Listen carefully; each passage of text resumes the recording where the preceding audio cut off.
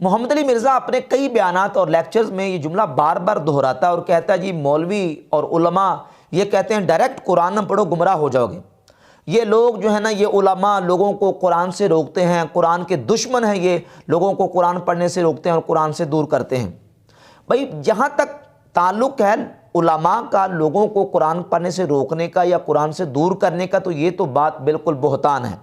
وہ بڑا ہی کوئی بدبخت قسم کا انسان ہوگا جو لوگوں کو نعوذ باللہ قرآن پڑھنے سے اور قرآن سیکھنے سے روکتا ہے۔ یہ تو بڑا ہی کوئی بد نصیب اور بدبخت انسان ہوگا، کوئی عالم بھی ایسا نہیں کرتا۔ اب رہ گئی بات یہ کہ قرآن کو ڈائریکٹ نہ پڑھو گمراہ ہو جاؤ گے۔ اس کو ہم قرآن و حدیث کی روشنی میں اس جملے کو دیکھتے ہیں اور اسلامی تاریخ اور ہسٹری میں آنے والے جتنے گمراہ فرقے ہیں ان کو دیکھتے ہیں۔ اپنے دور سے لے کر صحابہ اکرام رضی اللہ تعالی عنہم کے دور تک جو فتنے اور گمراہیاں اور گمراہ لوگ پیدا ہوئے ان کو جب ہم دیکھتے ہیں، مثال کے طور پر اپنے دور میں منکرین حدیث سے لے کر صحابہ اکرام رضی اللہ تعالیٰ عنہ کے دور تک جو خوارج اور معتزلہ اس طرح کے جو گمراہ فرقے نکلے ہیں، ان کے عقائد و نظریات اور ان کے استدلالات کو جب ہم دیکھتے ہیں تو اس جملے کی جو حقیقت وہ واضح ہوتی ہے۔ مثال کے طور پر منکرین حدیث ہیں۔ اب منکرین حدیث کیا قرآن نہیں پڑھتے؟ کیا قرآن کی بات نہیں کرتے؟ کیا قرآن کے مبلغ اور داعی ہونے کے مدعی نہیں ہیں؟ کیا معتزلہ اور خوارج قرآن مجید کی طرف لوگوں کو بلاتے نہیں تھے؟ قرآن مجید کے دعوے نہیں کرتے تھے؟ آج کے شیخ محمد جیسے لوگ اور منکرین حدیث اور غامدی صاحب جیسے لوگ جو ہیں، کیا یہ قرآن کے دعوے دار نہیں ہیں؟ صحابہ کرام کے دور میں جو خوارج تھے کیا وہ قرآن کے دعوے دار نہیں تھے؟ بلکہ ان کی تو نبی کریم صلی اللہ علیہ وآلہ وسلم نے علامات جو بیان فرمائی ہیں، صحیح بخاری میں 6930 31 32 مسلسل یہ روایت، اور صحیح مسلم میں 2449 سے لے کر 2469 تک تقریباً 20 کے قریب احادیث میں ان کی نشانیاں اور علامات اور دیگر کتب احادیث میں موجود ہیں کہ یقرؤون القرآن لا یجاوز حناجرہم۔ نبی کریم صلی اللہ علیہ وآلہ وسلم نے فرمایا وہ خوارج قرآن پڑھیں گے لیکن قرآن ان کے حلق سے نیچے نہیں جائے گا۔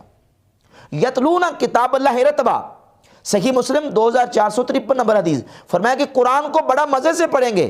صحیح مسلم 2467 میں ہے یقرؤون القرآن یحسبون انہ لہم وہو علیہم، وہ قرآن پڑھیں گے اور اتنا قرآن اس قدر پڑھیں گے وہ گمان یہ کریں گے قرآن تو انہیں کے ہے ہی ان کے لیے، لیکن قرآن ان کے خلاف ہوگا۔ تو قرآن کے تو دعوے دار اور قرآن کے داعی ہوں گے، لیکن اب ان کا قصور کیا تھا؟ کیا قرآن پڑھنا ان کا قصور تھا؟ نعوذ باللہ۔ کیا قرآن کی تلاوت کرنا اور قرآن کی طرف لوگوں کو بلانا یہ ان کا قصور تھا؟ وہ تو قرآن پڑھتے تھے۔ تو اب وہ گمراہ کیوں ہوئے، بے دین کیوں ہوئے؟ اور اسی طریقے سے معتزلہ نے گمراہی کس طرح خریدی اور گمراہ کیسے ہوئے؟ اور خوارج کے استدلال اور معتزلہ اور مجسمین کے آپ استدلال دیکھیں۔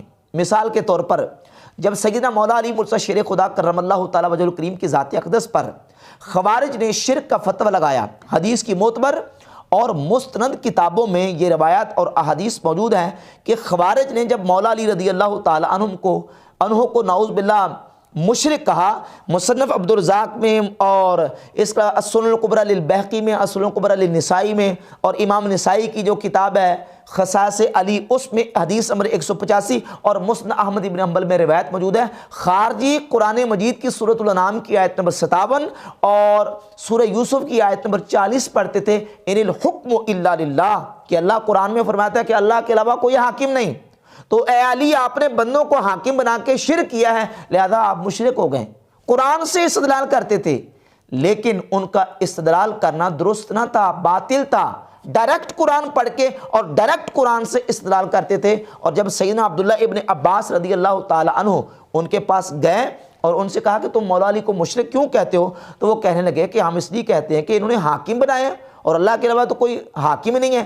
تو عبداللہ ابن عباس رضی اللہ تعالی عنہ نے فرمایا کیا تم نے قرآن کی سورۃ النساء کی آیت نمبر 35 نہیں پڑھی کہ اللہ رب العزت فرماتا ہے کہ اگر مرد عورت کی گھر میں آپس میں لڑائی ہو جائے فَبْعَثُوا حَكَمًا مِّنْ أَهْلِهِ وَحَكَمًا مِّنْ أَهْلِهَا، تو ایک حکم مرد کی طرف سے اور ایک حکم عورت کی طرف سے تم مقرر کرو تاکہ ان کی آپس میں صلح کروا دی جائے۔ تو جب مرد و عورت کی آپس میں لڑائی ہو جائے تو صلح کروانے کے لیے حاکم مقرر ہو سکتا ہے، تو مسلمانوں کی دو جماعتوں میں صلح کروانے کے لیے حاکم مقرر نہیں ہو سکتا۔ تو اب وہ صحابی جنہوں نے رسول اللہ صلی اللہ علیہ وسلم سے اور مولا علی سے قرآن سیکھا تھا، جب قرآن کا صحیح مفہوم ان کے سامنے رکھا تو ہزاروں خارجی توبہ کر کے مولا علی کی غلامی میں آ گئے۔ یہ استدلال تھا خوارج کا، اور ڈائریکٹ قرآن سے استدلال تھا۔ اسی طرح آپ صحیح مسلم کی 473 نمبر حدیث اٹھا لیں، یزید الفقیر کہتے ہیں کہ میں پہلے خارجی تھا اور خوارج کے عقائد و نظریات سے میں متاثر تھا۔ خارجیوں کا یہ عقیدہ کہ کبیرہ گناہ کا مرتکب کافر ہے اور ابدی جہنمی ہے، وہ جہنم سے نہیں نکل سکتا۔ اب یزید الفقیر کہتے ہیں کہ میں جب اپنے ساتھیوں سمیت حج کے لیے گیا، حج سے فارغ ہونے کے بعد جب میں مدینہ شریف پہنچا تو ایک ستون کے ساتھ ٹیک لگا کر صحابی حضرت جابر بن عبداللہ رضی اللہ تعالی عنہ حدیث بیان کر رہے تھے، اور وہ جہنمیوں کے جہنم سے نکلنے کا تذکرہ کر رہے تھے۔ یزید الفقیر کہتے ہیں جب میں نے سنا تو میں نے ان سے کہا کہ آپ صحابی رسول آپ کیسی باتیں کر رہے ہیں؟ جہنم سے نکلیں گے؟ کیسی آپ باتیں کر رہے ہیں؟ جبکہ قرآن کیا کہتا ہے؟ سورۃ السجدہ کی آیت نمبر 20 انہوں نے پڑھی۔ یہ قرآن کہتا ہے کلما ارادوا ان یخرجوا منها اعیدوا فیہا، کہ جب جہنمی جہنم سے نکلنے کا ارادہ کریں گے اعیدوا فیہا تو ان کو دوبارہ جہنم میں واپس لوٹا دیا جائے گا۔ قرآن تو یہ کہہ رہا ہے کہ جہنمیوں کو واپس لوٹا دیا جائے گا، ان کو جہنم سے نکلنے نہیں دیا جائے گا، اور آپ کہہ رہے ہیں کہ جہنمی جہنم سے نکل جائیں گے۔ اب دیکھیں کہ ایک استدلال ہے قرآن سے ڈائریکٹ خارجی کا، اور ایک ہے صحابی کی سمجھ جنہوں نے رسول اللہ صلی اللہ علیہ وآلہ وسلم سے قرآن سیکھا۔ تو سیدنا جابر رضی اللہ تعالی عنہ نے فرمایا کیا تو نے قرآن نہیں پڑھا؟ سورہ بنی اسرائیل کی آیت نمبر 89 آپ نے پڑھی، اور اس میں کہ عسیٰ ان یبعثک ربک مقاما محمودا، قریب ہے کہ آپ کا رب آپ کو مقام محمود پر کھڑا کر دے۔ فرماتے ہیں یہ شفاعت محمد کا ذکر ہے، رسول اللہ صلی اللہ علیہ وآلہ وسلم کی شفاعت کا تذکرہ ہے۔ حضور کی شفاعت سے ہی تو جہنمی جہنم سے نکل کر اللہ تعالیٰ ان کو جنت عطا فرمائے گا۔ تو کیا تم نے قرآن کی آیت نہیں پڑھی؟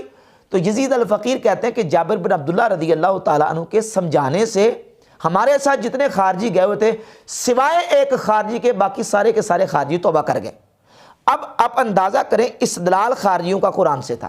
بہت ساری مثالیں پیش کی جا سکتی ہیں۔ معتزلہ کو دیکھ لیں، معتزلہ نے قرآن مجید کو اللہ کی مخلوق ہونے کا دعویٰ کیا اور کہا کہ قرآن اللہ کی مخلوق ہے، جبکہ مسلمانوں کا عقیدہ کہ قرآن اللہ کا کلام ہے، اللہ کا کلام اللہ کی صفت ہے، اللہ کی ذات اور اس کی صفات مخلوق نہیں ہے۔ اب معتزلہ کیا کرتے تھے؟ امام احمد بن حنبل کے ساتھ معتزلہ کا جو مکالمہ اور جو ان کا مناظرہ ہوا ہے آپ اس کو دیکھ لیں۔ معتزلہ پوچھ لیتے لوگوں کو کہ کیا قرآن شے نہیں ہے؟ لوگ کہتے شے ہے، تو وہ کہتے اللہ خالق کل شیء، قرآن میں اللہ فرماتا ہے کہ اللہ ہر شے کا خالق ہے۔ جب اللہ ہر شے کا خالق ہے تو اللہ قرآن کا بھی خالق ہے، لہذا قرآن اللہ کی مخلوق ہے۔ انا انزلناہ فی لیلۃ القدر، بے شک ہم نے قرآن کو لیلۃ القدر میں نازل کیا۔ انا انزلناہ قرآنا عربیا، بے شک ہم نے قرآن کو عربی میں نازل کیا۔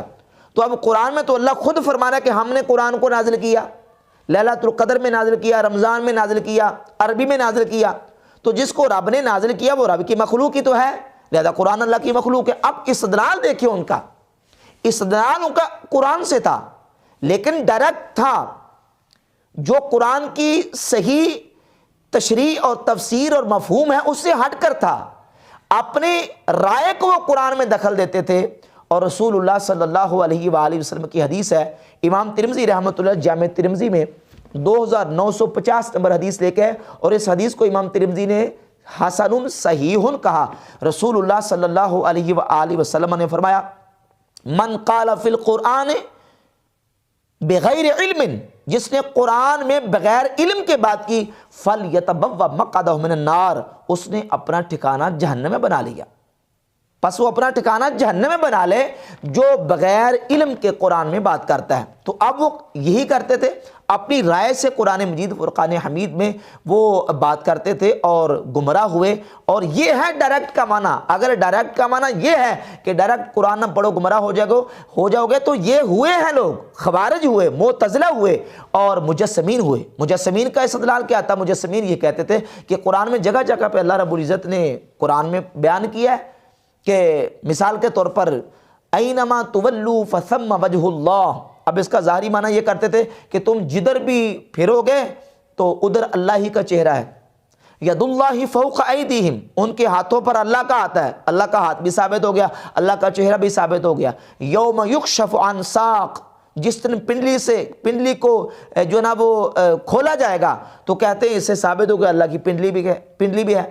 فَاصْنَعِ الْفُلْكَ بِأَعْيُنِنَا، ہماری آنکھوں کے سامنے کشتی تیار کرو، تو اس سے ثابت ہو کہ اللہ کی آنکھیں بھی ہیں، اللہ کی آنکھیں بھی ہیں، نعوذ باللہ ہاتھ بھی ہیں، اور نعوذ باللہ چہرہ بھی ہے، تو اللہ کو مجسمہ ثابت کرتے تھے مجسمین فرقہ والے۔ اب انہوں نے کوئی اپنے استدلال کے لیے گرنتھ یا وید کا سہارا نہیں لیا، قرآن پڑھ کے اس سے استدلال کرتے تھے۔ اور جب معتزلہ کو امام احمد بن حنبل رحمۃ اللہ تعالی علیہ نے جواب دیا، آپ اندازہ کریں کہ کس انداز سے آپ نے ان کو جواب دے کے چپ کروایا۔ جب وہ کہتے تھے نا کہ اللہ ہر شے کا خالق ہے، تو قرآن بھی شے ہے، تو اللہ قرآن کا بھی خالق ہے، تو امام احمد بن حنبل رحمۃ اللہ علیہ نے فرمایا کہ اب تم نے قرآن میں یہ نہیں پڑھا کہ اللہ فرماتا ہے یحذرکم اللہ نفسہ، اللہ تمہیں اپنی ذات سے ڈراتا ہے، تو وہاں اللہ رب العزت نے نفس کا اطلاق اپنی ذات پر فرمایا، اور اللہ دوسرے مقام پہ فرماتا ہے اللہ یتوفی الانفس، نفسوں کو، جانوں کو موت اور وفات اللہ دیتا ہے۔ تو جب اللہ ساری جانوں کو وفات دیتا ہے تو کیا نعوذ باللہ اللہ اپنے آپ کو وفات دیتا ہے؟ قرآن میں اللہ فرماتا ہے ایو شیء اکبر شہادتا، سورۃ الانعام کی آیت نمبر 19 کہ ایو شیء اکبر شہادتا، کون سی شے بڑی ہے شہادت کے اعتبار سے؟ اللہ سے بڑی شے کون سی ہے شہادت کے اعتبار سے؟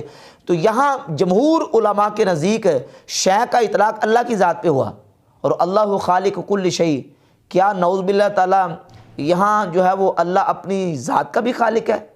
تو کہا نہیں، اللہ کی ذات اور صفات مخلوق نہیں ہے۔ قرآن مجید کا صحیح مفہوم امام احمد بن حنبل رحمۃ اللہ تعالی علیہ نے سمجھایا۔ تو یہ لوگ ہیں قرآن کو ڈائریکٹ پڑھنے والے، اور سیدنا عبداللہ ابن عمر رضی اللہ تعالیٰ عنہ انہی خوارج کے بارے میں فرماتے ہیں، صحیح بخاری میں 6930 نمبر حدیث کے اوپر تعلیق امام بخاری لے کے ہے، کان ابن عمر یراہم شرار خلق اللہ، کہ عبداللہ بن عمر خارجیوں کو اللہ کی مخلوق میں سے بدترین مخلوق قرار دیتے تھے، اور فرماتے تھے کہ ان طلقوا الی آیات نزلت فی الکفار فجعلوها علی المؤمنین، انہوں نے وہ آیتیں جو کافروں پر اتری تھیں مومنین پر چسپاں کی ہیں۔ یہ اس لیے اللہ کی بدترین مخلوق ہے، مخلوق میں سے بدترین مخلوق ہے جنہوں نے کافروں پر اترنے والی آیتیں مسلمانوں پر اور ایمان والوں پر چسپاں کی ہے۔ تو اب قرآن مجید ہی پڑھتے تھے، قرآن ہی سے استدلال کرتے تھے، معتزلہ بھی، مجسمین بھی، خوارج بھی اور منکرین حدیث بھی۔ تو پھر ان کا قصور کیا تھا؟ کیا قرآن پڑھنا نعوذ باللہ ان کا قصور تھا؟ قرآن کی طرف دعوت دینا ان کا قصور تھا؟ نہیں، بلکہ قرآن کو ڈائریکٹ اس معنی میں پڑھنا کہ قرآن میں اپنی رائے کو دخل دینا اور قرآن میں بغیر علم کے بات کرنا، اور جو قرآن کا صحیح مفہوم اور منشا ہے اس کو چھوڑ کر قرآن پڑھنا، یہ ڈائریکٹ قرآن پڑھنا گمراہی، ایسی گمراہی ہے کہ جس سے بندہ ہدایت حاصل نہیں کرتا۔ آپ دیکھیں مرزا بار بار یہ آیت تو پڑھتا ہے کہ دیکھیں یہ اللہ تعالیٰ تو قرآن میں فرماتا ہے ھدی للناس وبینات من الہدی والفرقان، کہ اللہ تعالیٰ نے سارے انسانوں کے لیے قرآن کو ہدایت بنایا ہے، تو یہ کیوں نہیں پڑھتا ذالک الکتاب لا ریب فیہ ھدی للمتقین، کہ یہ کتاب متقین کے لیے ہدایت ہے۔ دوسرے مقام پہ فرمایا تمام انسانوں کے لیے ہدایت ہے، اور پہلے پارے میں فرمایا کہ متقین کے لیے ہدایت ہے۔ اب نعوذ باللہ کیا بظاہر تعارض ہے؟ کیا نعوذ باللہ ایک دوسرے کے متضاد آیتیں؟ نہیں، اللہ نے قرآن کو ساری انسانیت کے لیے ہدایت رکھا ہے، لیکن ہدایت اس سے وہ حاصل کرتے ہیں جو متقین ہیں، بالکل واضح ہے، لہذا کوئی تعارض اور تضاد نہیں ہے۔ اب خوارج، معتزلہ اور جو منکرین حدیث ہیں اور جو مجسمین ہیں، انہوں نے ڈائریکٹ قرآن پڑھا اس معنی میں کہ وہ قرآن کا جو صحیح منشا اور مطلوب تھا اور مراد تھی وہ نہیں سمجھنا چاہتے تھے، اس لیے گمراہ ہو گئے اور بے دین ہو گئے۔